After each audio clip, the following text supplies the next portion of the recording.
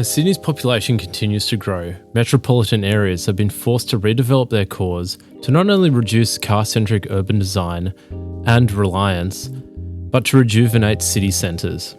In Sydney CBD alone, Martin Place was pedestrianised in the 1970s, and more recently, George Street in 2022. These projects have generally been well received by businesses and the public. Now, north of the bridge, the trend towards pedestrianisation has been in the forefront of urban planning. So today we're going to look at 3 projects, one proposed, one completed, and one in limbo, to check out the plazas transforming the North Shore.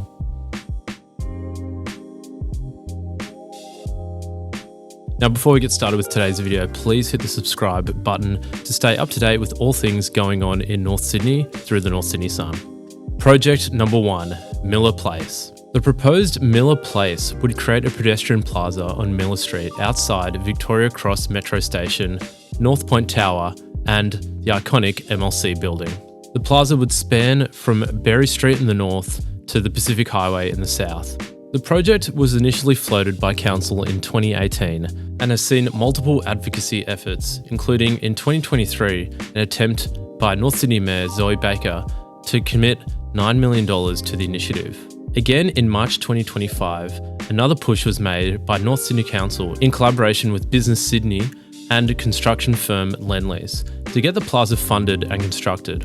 But concerns remained over the feasibility, funding, and planning inconsistencies. This latest iteration of the proposal, outlined in a document prepared by Business Sydney, has drawn scrutiny over inaccuracies, emissions, and logistical challenges. A key element of the plan involves rerouting buses that currently stop on Miller Street via Walker Street and Mount Street to Pacific Highway. However, the proposed bus corridor would require reopening the fully pedestrianised Brett Whiteley Place to traffic, an area that was recently refurbished as part of the Channel 9 building development. Moreover, Mount Street is currently a one-way road in the opposite direction to what the plan proposes, necessitating further alterations.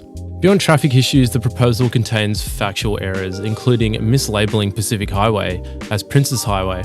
The document also claims Miller Place would be the equivalent in size to Martin Place, a claim that appears to be exaggerated given Martin Place spans 473 metres in length with 6 lanes of traffic, whereas Miller Place is only 200 metres long with 4 to 5 lanes of traffic. When we reached out to North Sydney Council for comment on any updates to do with Miller Place, they said, quote, "We don't have any update since the March announcement." The North Sydney Sun also reached out to Business Sydney, and a spokesperson said, Business Sydney thought the Miller Street Plaza concept was a good idea, especially with the metro station opening at Victoria Cross. We still think it's a good idea, which would give North Sydney a much-needed central pedestrian plaza. Having released the paper, it's now a matter for North Sydney Council and the New South Wales Government to progress to any next stage to see this public space become a reality. Business Sydney added in regards to the bus route concerns, quote, "While the paper acknowledged that some bus routes might have to be adjusted if Miller Place became a reality, we didn't envisage a need for any bus changes to impact the existing public spaces, and we would have confidence in transport authorities being able to achieve this without doing so." So as it stands, Miller Place is just on paper and a proposal that is somewhat in limbo. However, with North Sydney Council, Business Sydney and Lendlease in the proposal's corner, this might become a reality in the future, especially with construction of the buildings above the Victoria Cross Metro Station almost reaching completion. Project number 2, Kirribilli Plaza on Burton Street. Onto a project that has already been completed, the Burton St Plaza is in the heart of Kirribilli, just a couple of metres away from the steps that take you onto Sydney's iconic Harbour Bridge. Originally a one-way traffic lane, the project to put a plaza on the street originally started as a pop-up in 2021. Kirribilli has never had a true pedestrian-first village square or centre, which this project hoped to address. The pop-up initially had mixed reviews from locals, with many supporting the idea of the plaza but opposing the pop-up design. After community consultation, the plaza was then made permanent and refurbished in 2024. The permanent design is aligned with sandstone seating terraces, which has provided more outdoor dining for local restaurants and cafes. One of the most significant features of the new plaza is a sculpture made in homage to Jim Sard. a beloved shoe repairer and key cutter who served the Milsons Point community for over 50 years. Have you visited Burton St Plaza? Do you think it's been a success? Let us know in the comments below. Project number 3, Young St Plaza in Neutral Bay. This project popped up around the same time as the Burton St Plaza in Kirribilli. Located just around the corner from Neutral Bay Village, Young Street was originally launched as a 3-month pedestrian plaza trial in November 2020. The closure of Young Street has remained in place well beyond the expected March 2021 review date. 4 years later, as of September 2025, the site still remains in temporary condition, with local residents taking to social media describing the installation as deteriorating and an eyesore.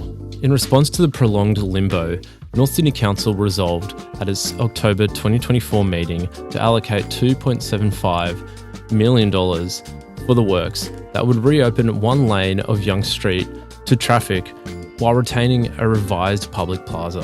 Construction was scheduled to commence in mid-2025 with a completion target of December 2025, but calls for tender only finished in August 2025, with council voting to proceed with the tendering process in the September meeting of the same year.